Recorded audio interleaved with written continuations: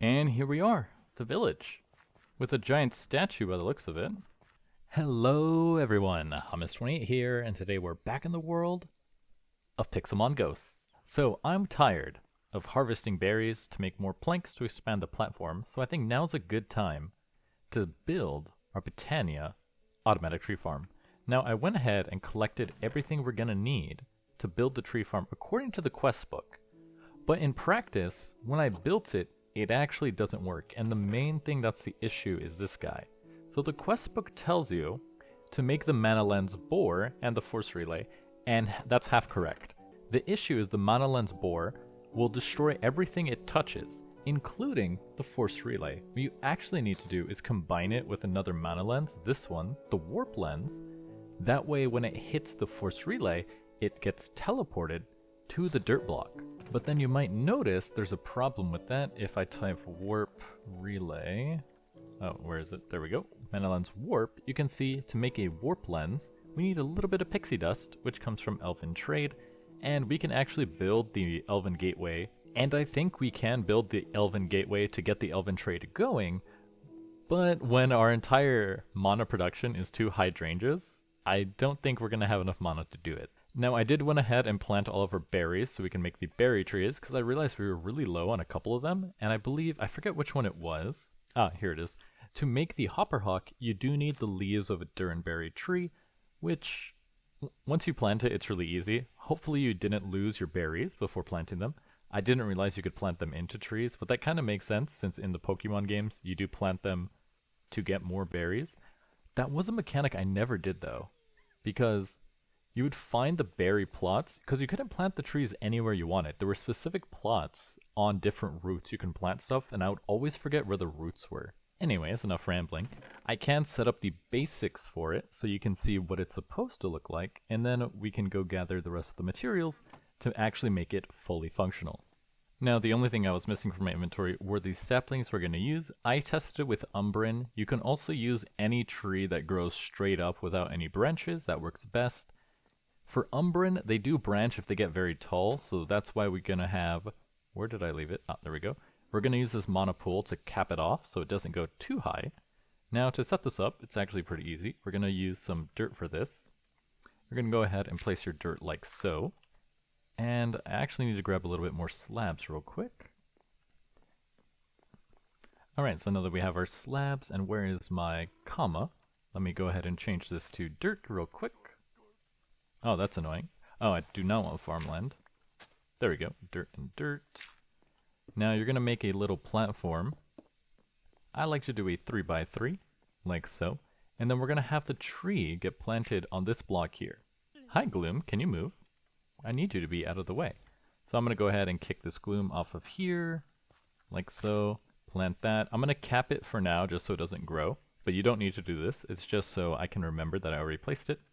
Now then, we're going to take our ranunculus, and if you take a look, oh, what was that? If you take your Umbran sapling and drop it, this guy is going to pick it up and replant it on this dirt block, just like that. And the way you do it, the reason this dirt block is here, is the ranunculus is looking at the block underneath it and saying, okay, whatever I pick up, I'm going to plant on another block that matches it. Then, once that's done, you're going to take your observer and place it pointing at the slab. This way, when the tree grows, the observer is going to see that and send a signal to our mana pulse spreader. So let me go ahead and grab these real quick. So now you're going to take your pulse mana spreader, you're going to place this guy in the back, put your boar mana lens right there, and throw the force relay on top. Just like that. Then using your wand, if you remember to grab it, right over here, you're going to have this guy face the force relay. Now the issue here is that this, actually I can take it off, we can read it, this mana lens boar is going to break the force relay. It's not going to do what we want, which is really annoying. So until we replace it, it's not going to work quite right. Anyways, so then you take your wand of the forest and you're going to bind this force relay to the dirt block. Once you see the line, you know it's done. And then you're going to take your mana pool, place it next to the pulse mana... Dang it. Place it next to the pulse mana spreader. This is what's going to power the device. And then we will need a little bit more dirt for a hopper hawk. You could also make the floating version. In fact, I might do that. I think I have the floating thingamabob. We can actually check right here. Yeah, the pasture seed and a bit of dirt. I believe I have a pasture seed somewhere. I was right, I did have one. So take your dirt, take your hopper hawk, take your pasture seed to make a floating version. It does the same thing except it floats, which is really cool. And let's grab a bit of wood so I can make a chest. Let's see, 4 should be enough. And I forgot I had some in my inventory to make our chest. And I'm not actually sure if it can put items into a drawer. I haven't tested that, but that would be good to know. And the hopper hawk is how we're going to collect all the items from our tree farm. Now it is nighttime, so I'm going to go sleep real quick. Now the hopper hawk does have a pretty big range, and you just need to have it near the mana pool. When the pulse mana spreader is used to break items, it tends to drop all the items back at the mana pool. So we're going to put this guy right here, and then put the chest right next to him. Then you throw your item frame on top, just like that, and you're going to put one of your saplings into the frame. You do this because now with your wand, you can right click this guy and you can see he says pick up only items in the frame. We want to set this to, make sure you're on function mode, pick up only items not in frames. This way, every time the tree is broken, he is only going to pick up the logs and the sticks. All of these saplings are going to fall on the ground. Now this design isn't perfect, there's definitely ways to make it better. Let me add a little platform here. Because he's only going to pick up the sticks and the logs. The rest of the saplings are just going to fall everywhere. Now the tree's going to go right here, so some saplings are going to fall on this side, but the range of the wren and carpus isn't that big, so any saplings that kind of fall over here are going to go to waste. But as long as we get at least 2 from every operation, it will go infinite for us, which is what we want. Then lastly, the second mana pool is going to go up above. I believe the Umbran tree only grows, and I believe it grows 8 blocks high, so you do this, 2, 3, 4, 5, 6, 7, 8, and you cap it with a mana pool. Now where's my axe? Right here. See if we can dig down, grab these blocks back.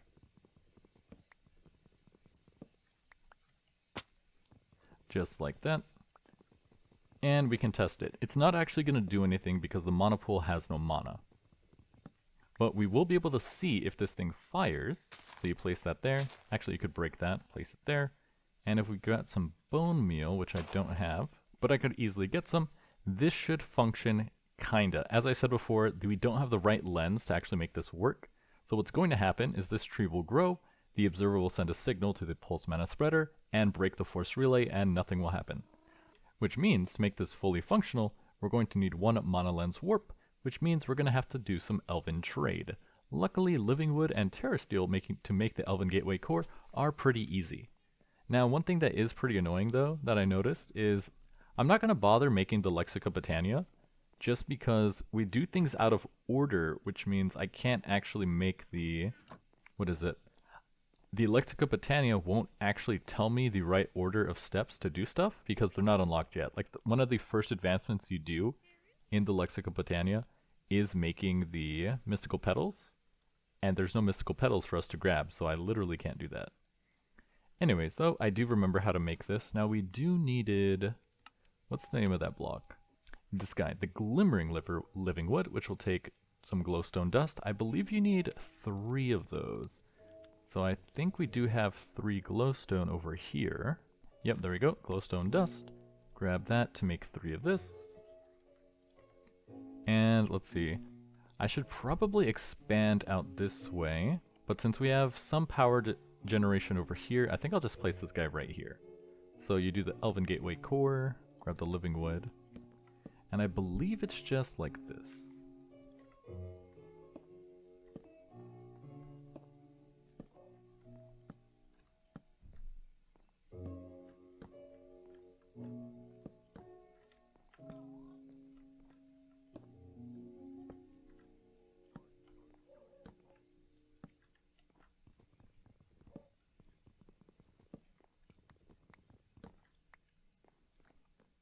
So I'm pretty sure that's what the frame is supposed to look like. I might be able to test it. Yep, just like that. World is calling. And it turns off. Nice.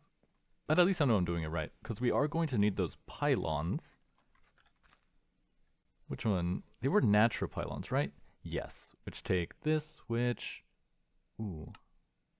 Takes mana diamonds. So we're going to need some more diamonds. Which shouldn't be too bad, because how many do we have when we went spelunking? So we have 3 diamonds, and we only need 2 pylons. So we do have enough. Perfect. Now we are going to need a couple more mana pools. But that's why I spent some time getting some more of this living rock. So we can make our 2 mana pools. And we just place them right here and here. And now to make our pylons should be pretty easy. It does take mana steel. And it's actually pretty funny. We have more steel than we do iron ingots. So we're going to be using steel for this instead of iron. Then we're going to need 4 gold as well. And 2 diamonds. Then we just throw all of this inside, minus the gold, I believe. And there we go. We can make 2 mana pylons. Diamonds in the middle, gold ingots, mana steel, and I did it reverse, right? Yep. 2 mana pylons. Now to upgrade these, we need 2 Eyes of Ender and 6 terrasteel nuggets. So that should use all of the terrasteel we have. But funny enough, I mentioned this last episode, or 2 episodes ago, that Ralt's dropping the terrasteel wasn't supposed to be happening this early, but apparently it still is. I don't know what exactly was supposed to fix it. What's supposed to be the progression is you're supposed to make the agglomeration plate, which you normally use to make terrasteel, and once you have that, that lets you attract the Raltses. But for some reason, we could just skip that. So now we go ahead and add this, make our pylons.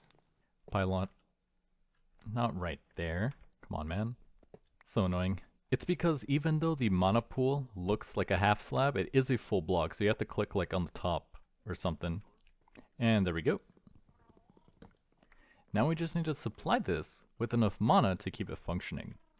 Which means we have these hydrangeas here, and it works, but as you can see, this has been running for quite a long time, and it's really not generating a ton of mana. And to run the Elven Gateway Core, we're going to need like 10 times this amount of mana. Which means we have one of 2 options. Now we're going to eventually do both, but I think the Endoflame should work the best for us right now, because we can hook it up to the tree farm in a sort of loop. We can have the tree farm make the logs, use those logs to make charcoal, burn the charcoal to make the Endoflame power. And it shouldn't be that difficult. Now we do need a way to get brown dye, and without cocoa beans, we're going to have to do whatever this little stick is, because that's the easiest. Now let me grab my... Is that a shiny? No, that's a legendary boss.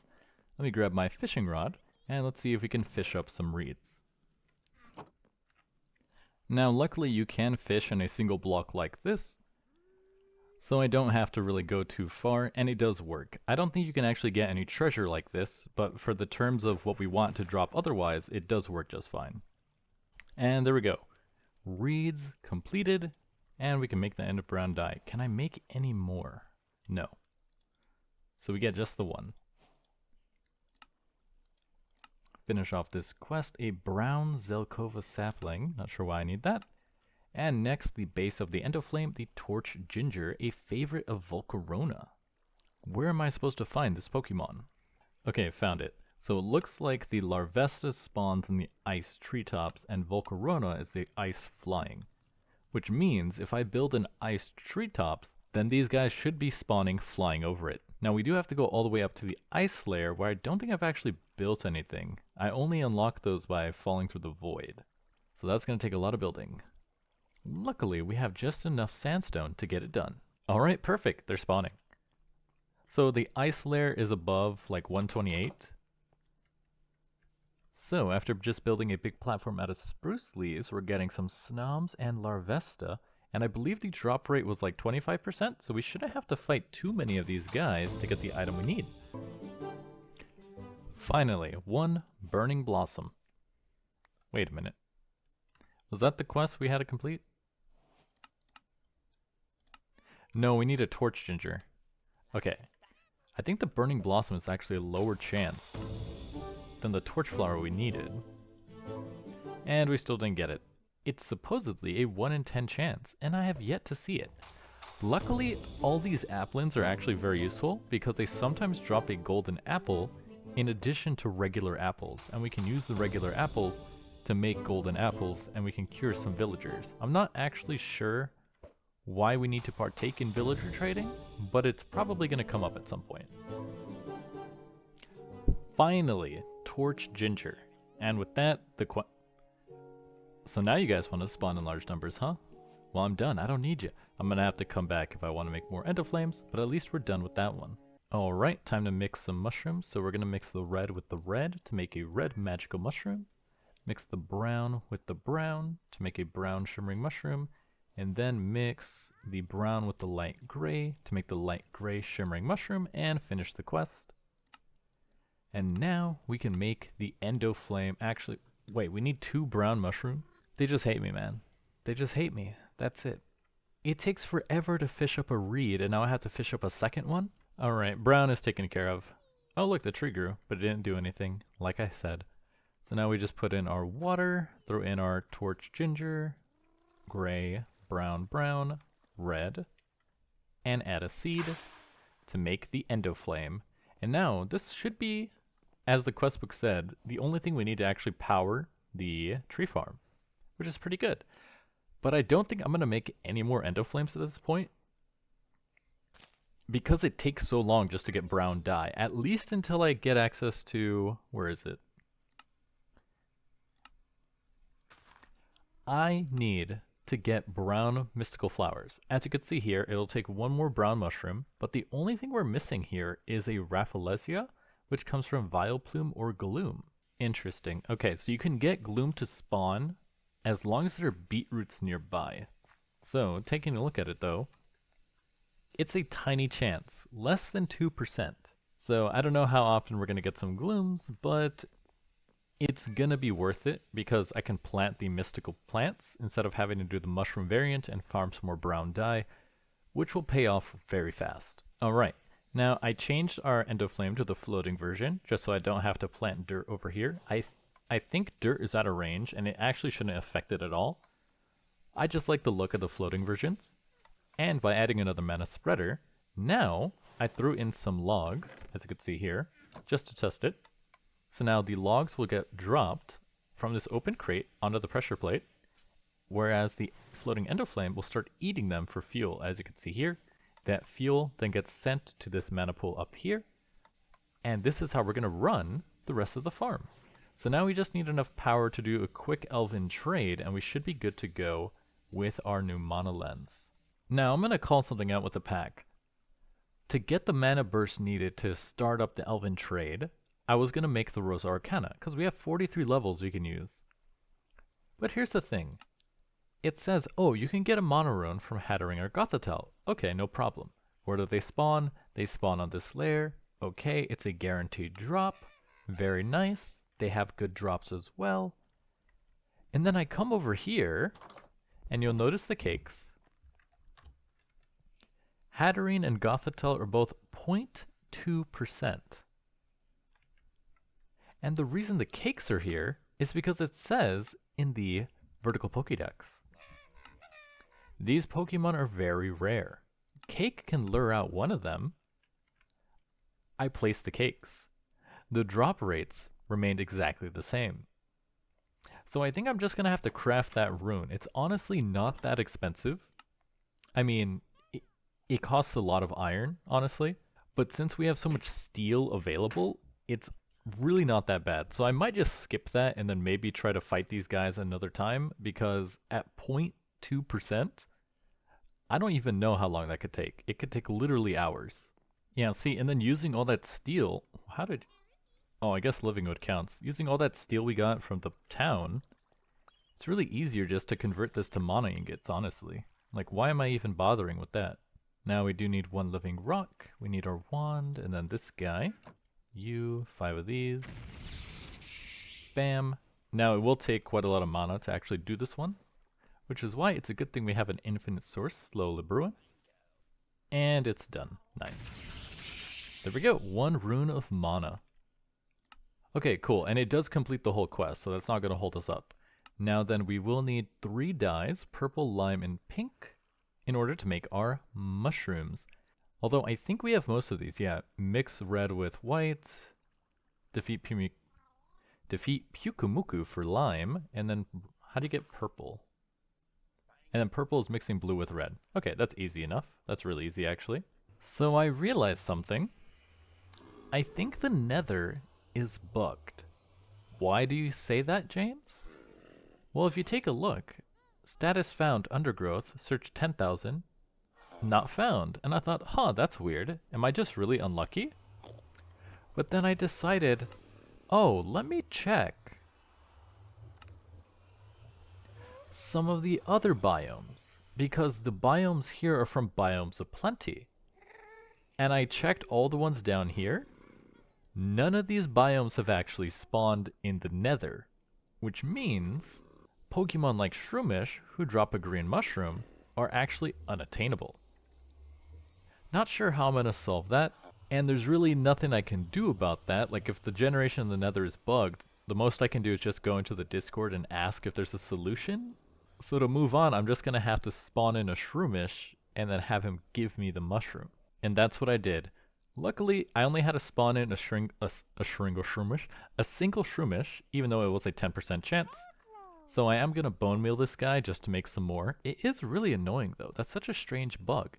You know, I did notice something was odd with the Nether when we went in there the first time and it looked very vanilla. But I just thought like the biomes were very big. Now that that's done, combine the green mushroom with the lime dye to make a lime shimmering mushroom. Combine the red mushroom with the pink to make a pink shimmering mushroom. And combine the purple glow shrooms with the purple dye to make a purple shimmering mushroom. I can't wait to get all the petals for these and stop messing with mushrooms. It'll be great. Huzzah! I fixed the Nether! Okay, I do have to rebuild our little fortress again, but the Nether is how it's supposed to look. Well, that was annoying. And now if you take a look, it actually points to the undergrowth. So now I can actually find the right Pokemon without having to spawn them in. I hope they fix that in the newest version, because that was really annoying. Essentially, what I had to do was download an NBT viewer, open my NBT data, and essentially tell it to not spawn the standard Nether and use the better biomes Nether. But hey, now it works. And I did that because to craft the Rosa, I didn't even have to do it. Anyways, I needed to do it. I needed to fix the Nether to get the correct spawns. I was going to say, well, I actually didn't need to do that, but I needed the correct spawns for the Pokemon anyway, so it's a good thing I did. The reason I was going to say I didn't actually have to do it is because I realized you don't actually need a rose to craft the Rosa Arcana. It actually takes a ton of different small flowers. I could have just used Wither Roses instead, but hey, now it actually works. I am going to have to rebuild all of my Nether infrastructure, which is a little annoying. But it's not too bad. Now I do need to go over here and find a Roselia so we can get some roses, which is why I fixed it in the first place. And let's see if I can do that. And there it is. I think it's really small, but that's the undergrowth. We're also in some weird fleshy biome, which is really nasty. But I mean, if I want to get a ton of... Ooh, what is that? Pokemon. If I want to get a ton of rotten flesh, this is a good place to be. But I need to find a Roselia. Ah, there we go. Roselia. Hopefully I don't get attacked here. And I missed. Nice. Now I just need to get a singular rose and then I can make more.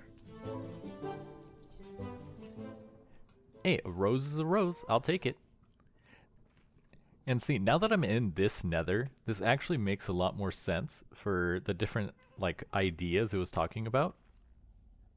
Because I see this and go, ah... Yes, there's a lot more resources in here than were available before. And now that that bug is taken care of, we can build our Rosa Arcana. Mushrooms in, flower, rune of mana, and wheat seeds to make our first Rosa Arcana. Quest completed. We also get a mana steel ingot and another thingamabob. We can also make an XP tomb. It's actually pretty easy. I found one of the Pokemon in the upper layers actually drops books, which actually would have saved me a lot of time. But how do I actually put the XP in the Arcana? It's a good question. Alright, I figured it out. So I actually just have to stand next to this guy. And, oh, that's actually not going to work. Okay, let me break you for a second. We're going to lose a little bit of XP. I need to get mana into both of these, so I think we're just going to use a mana splitter, which I think we can craft, right? Yes, mana steel and living rock. Very easy. Alright, so now we have a mana spreader pointing at the mana splitter, and this should work. So we stand next to this, it absorbs our XP to produce a bunch of mana. Let me link it to this. And now it's filling these guys up, and it's actually filling really fast. So I can just stand here and use all of our XP, and then once those get filled up, I think they have to both be filled up like halfway. We should be good to turn this on. Alright, so we drained all of our levels. Now, that looks like not a ton, but that should be enough just to make our pixie dust. So let me take a look here. Pixie dust, and I spelled it wrong. Pixie dust. The X comes after the I. This is a mana pearl. Luckily, we have a lot of these, so I might as well do like a stack of mana pearls, just because it doesn't cost anything to do the elven trade. It only costs mana to turn it on. So if I'm fast enough, now if we turn this guy on, yep, the mana starts to drain, and it didn't work. Dang. I don't think we have enough mana to actually keep this running. How much do we have over here? Hardly any. How much do we have in this pool? Hardly any. Ooh, that's not good. Not good at all. Well, what I could do is move the Endoflame over here and see if we can get some more power inside. I do have a little bit of bottles of enchanting, but I don't think we have enough to get this filled up. Alright, so now I think I've stored up enough mana to actually activate the portal, so let's go ahead and try this out. I have 2 mana pools, almost 25% of the way each. That should be enough to turn it on. And if we check this guy, it should, yep, there it goes, it dips by quite a lot. But we're good to go. So now we can trade all these mana pearls in for our pixie dust, and we can grab one of our mana lenses and convert it to a mana lens warp, and now we can finish off our tree farm over here, grab this guy, and then I think you need a slime ball, which we should have in abundance somewhere. There we go, slime ball. Combine this. Oh, I do need a crafting table. It's a little annoying because it takes up a 1x3, not a 2x2. Let's go ahead and add our mana lens bore with a slime ball and the warp lens to make the composite mana lens bore warp. And now we can finish off the tree farm. So now if I add this guy here, and our pulse mana spreader is aiming at the force relay is aiming at the dirt block. So now if we activate this using a little redstone pulse here, which we can do by breaking the log. Let's see, where's my axe? Right here. So if we break this log here, and then the one above it, this should activate. There we go. Perfect. And now it should replace the sapling if one landed next to it, which they didn't. So I might have to fix that. So just come over here, grab the sapling. Imagine the sapling fell next to it. Yep, the sapling gets replanted. And now if we grab some bone meal from right over here and make some bone meal, probably, yeah, 18 should do the trick. And bone meal the tree, it should automatically break and collect it once again. So let's try this out.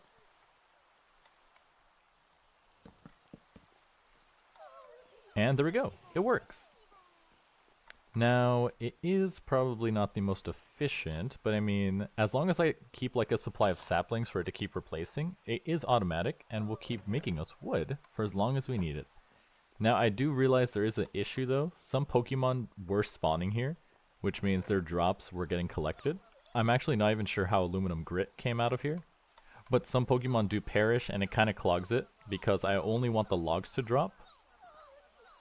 Oh, see, there's an epic shader grab bag in there. Yeah, it's a little annoying. So you want the Umbran logs to drop in. So we'll need a filter for that. But it basically works. Sorta kinda. The Pokemon make it a little finicky. Now you're probably wondering what this was. In trying to get enough mana to start the portal to Alfheim, I realized this is probably the most efficient setup you can get for your hydrangeas. You build it like this,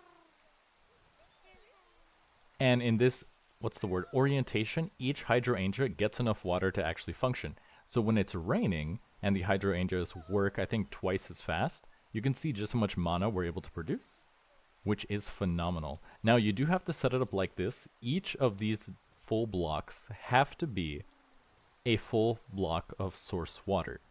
The only place you don't have the source water is right here, where you have a hole, where they're all going to flow into, and that lets all the hydrangeas get enough water to power themselves. Now, there are a couple more things I want to be able to automate. I was messing around with this over here, as you can see. All it is an observer and a piston, and I was trying to get it to always produce stone. That way I can use another pure daisy to make a essentially limitless supply of mana. No, not mana rock. What's it called? Living rock. So I can always be passively making living rock, which would be nice. But I'm not very good at the timing. As you can see, it's making cobblestone, which I don't want. So I'm going to continue working on that. And while I was waiting for the mana pools to build up, we were lucky and were able to get a whatchamacallit to spawn this guy, a gloom, which always drops Rafflesia, which means I can make a mystical brown flower and I can start working